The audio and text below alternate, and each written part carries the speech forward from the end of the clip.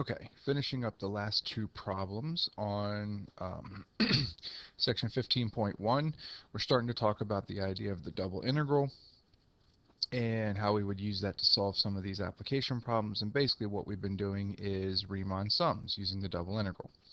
So this time we're given a contour map. Same general idea. Let's see if I can get these things to work here. There we go. It's working slowly, but we're getting it. Same general idea that we had before. So it says the contour map is shown for a function f on the square region 0 to 4, 0 to 4, which you can see here, 0 to 4 in the x direction, 0 to 4 in the y direction. We want to use the midpoint rule with m and n both being 2 to estimate the value of the double integral over this rectangular region of f of x, y, dA. So 0 to 4, 0 to 4, m and n being 2 means that this is going to be a section. This is going to be a section. This is going to be a section. And this last piece is going to be a section. So basically we've got four equal squares up here. And we want to use the midpoint rule, which means we're talking about that point right there, that point right there, that point right there, and that point right there. So um, we'll talk about part B here in a second. But the idea is, since this is a contour map, we're pretty much going to have to do estimations. So let's see if we can figure out what a good estimation for these is. And the good thing is when you do this, as long as you're pretty close, it's going to be okay.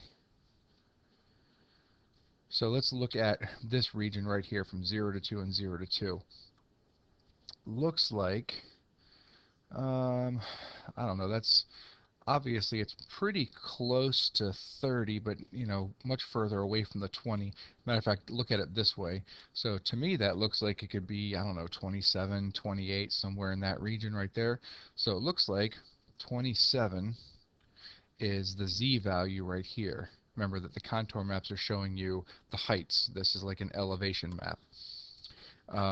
Let's see, R2 over here. That's not quite exactly in between, but it's pretty close to being in between 10 and 20. I'll say maybe, um, I don't know, 13, 14, something like that. So let's say plus 13. And again, yours might be slightly different.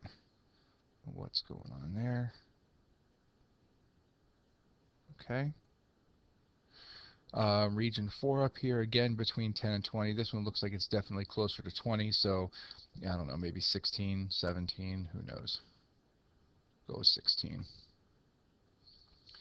And then this one right here, kind of in between these 2 points, in between the 0 and the 10, looks like it's just slightly closer to the 0 than it is to the center of this thing. So maybe that distance here is 4. Maybe the height there is going to be about a 4. Whoop, I don't want any support right now, thank you. So we'll put a 4 there. And again, these are all estimations. These are just close estimations. Yours might be slightly different, but it's all going to be good enough. So that's the heights. That's your f of x, y's. Remember, we have to multiply it by the area of the base. The area of the base here is a 2 by 2 rectangular region. Because remember, all these things are going to create rectangular prisms. So this 2 by 2 rectangular prism, 2 by 2 rectangular area, that's your dA. So that 2 by 2 area is a dA. So I think these are all, 2 by 2, so they're all 4. And it's going to be 4, 4, and then the top two are also 4. So we're going to have this is our approximated volume. So let's see, 27 and 13 is 40, plus 16 and 4, 20. So that's 60 times 4, 240 cubic units. Do they give us units here? No. So whatever the units are, it's just units cubed. All right, and then part B says we want to estimate the average value. If you remember all the way back to Calc ABBC, average value was this formula right here.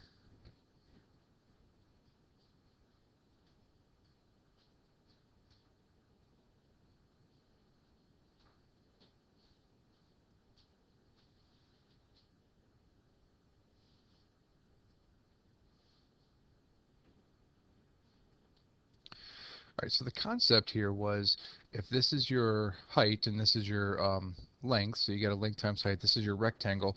Remember that to integrate something, we are adding a bunch of rectangles from A to B, and then by dividing by B minus A, which is the distance between B and A, basically you're dividing by that number of rectangles because we basically have an infinite number of rectangles.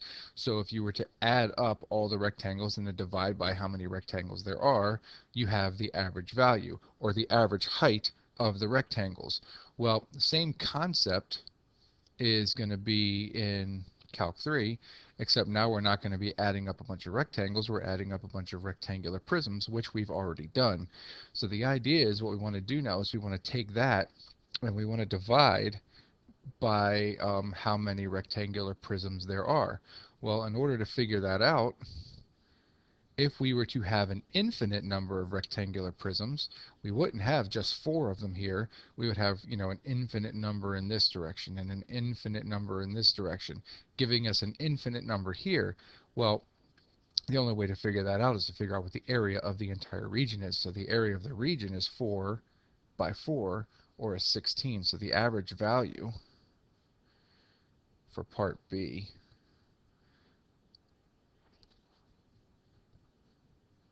is going to be the entire integral 240 divided by the region R, which is 16.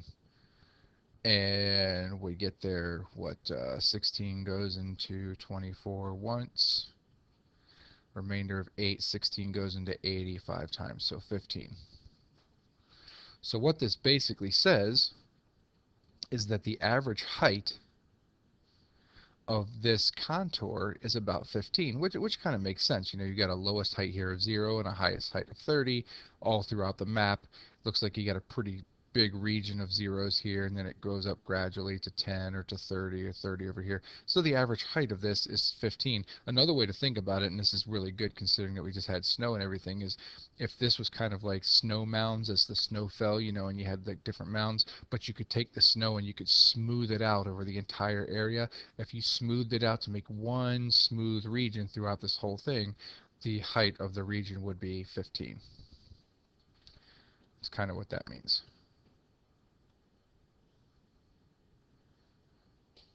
So the idea is that the average is the double integral over some region R of f of x, y, dA divided by the area of R. And that'll give you the average value of the region. Okay, last problem. This one should hopefully whet your appetite just a little bit for what's coming up here, because while we will not be doing this one algebraically, we'll do this geometrically, there is a way to do this in particular problem algebraically. So it says evaluate the double integral by first identifying it as the volume of a solid. So what we have is we have the double integral over R, 4 minus 2y dA, and we're going to go from 0 to 1, 0 to 1 on the x and y axis. So if we kind of sketch, or we're going to try to sketch anyway, what this thing looks like. First of all, let's go ahead and create our region.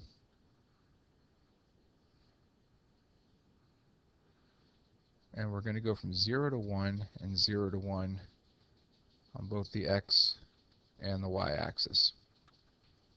Hopefully you recognize 4 minus 2y as being, didn't write, as being z equals 4 minus 2y. This is just a plane. So let's find, oh, no, I don't want the update either. Thank you. So let's just say we want to evaluate z at 0, 0.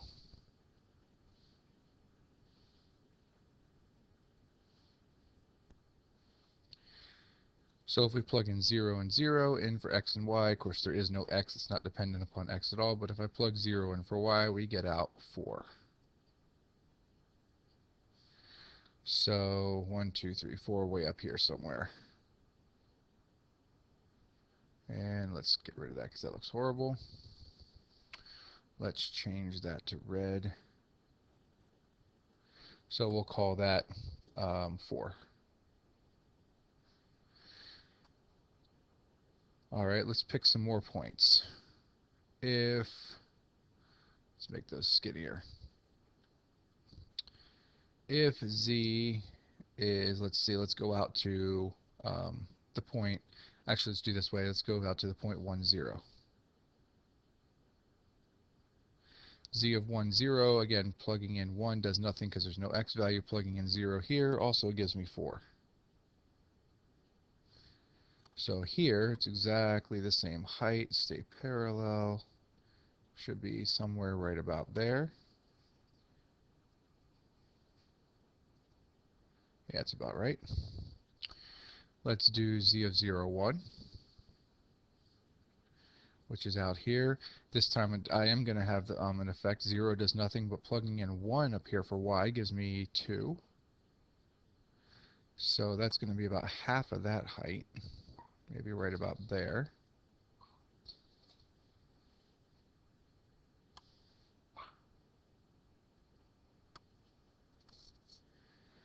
So that's about half. That's about 2. And then let's do 1, 1, since this is the rectangular region that we're talking about.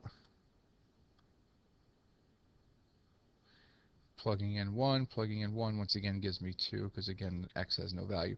So bringing this region out here, this one out here, right there, again I got to stay parallel. Looks like that's probably about 2 right there. So this is my region. My plane looks like it's going to come down here like this. This part's going to come down here like this. And then I've got this region right here. So the green part looks like it's my plane. Should be parallel all the way around. Looks like it is.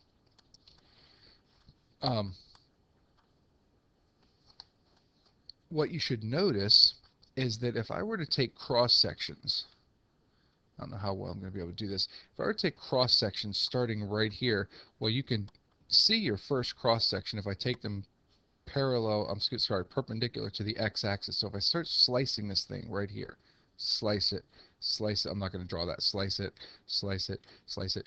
The first cross section is this shape right here. Whoa, that is awful. So the first cross section is this, which hopefully you recognize as a trapezoid. And remember some of the key pieces to a trapezoid. Trapezoid, first of all, has to have 2 parallel sides, which they do, this side and this side. Those are the bases. The height of a trapezoid is perpendicular to the parallel sides. So this right here is perpendicular. This is the height.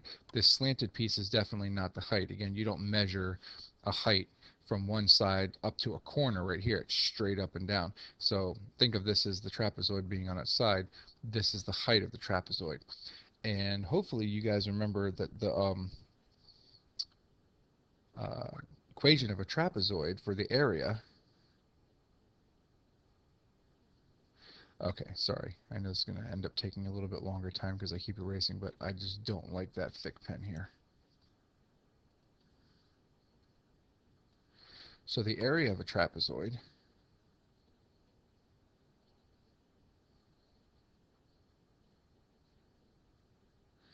is 1/2 the sum of the bases times the height. And the best way to remember that is if you think about a trapezoid as only having, like, if you kind of ignore this bottom rectangle right here, a triangle is also a trapezoid, and we know the area of a triangle is 1/2 the base times the height. Same formula, except now we have a second base because a triangle is a trapezoid where one of the bases is 0. So if you think about that, you should be able to remember the area of a trapezoid. So if I take one cross section as the area of this trapezoid, but then I add up all the cross sections from here to here, then what we're going to get is the volume underneath of this surface right here and between the x and y plane over that region R. So what we really want to find is the volume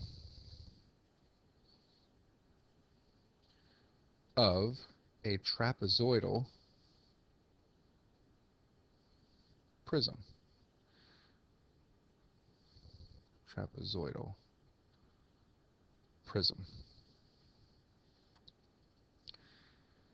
Which is really finding the area of one trapezoid and then adding all the areas up. So really I'm going to end up multiplying by this distance right here. So let's see what we've got.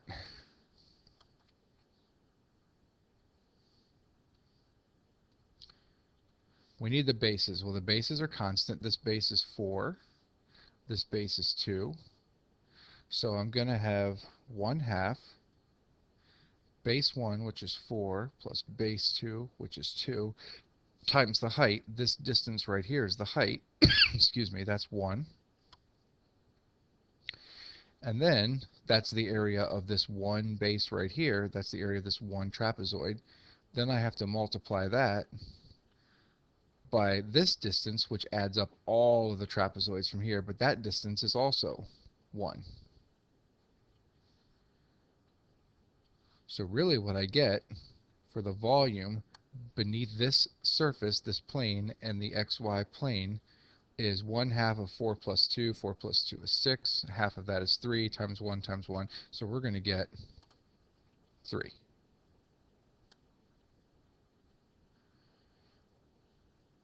So the double integral over R of 4 minus 2y dA is 3 units cubed. And again, we can do that because this made a nice geometric shape, which we could then add up a whole bunch of. Again, there is an algebraic way to do that, and we will be getting to how to do that within the next couple sections. All right, there you go. That should be enough.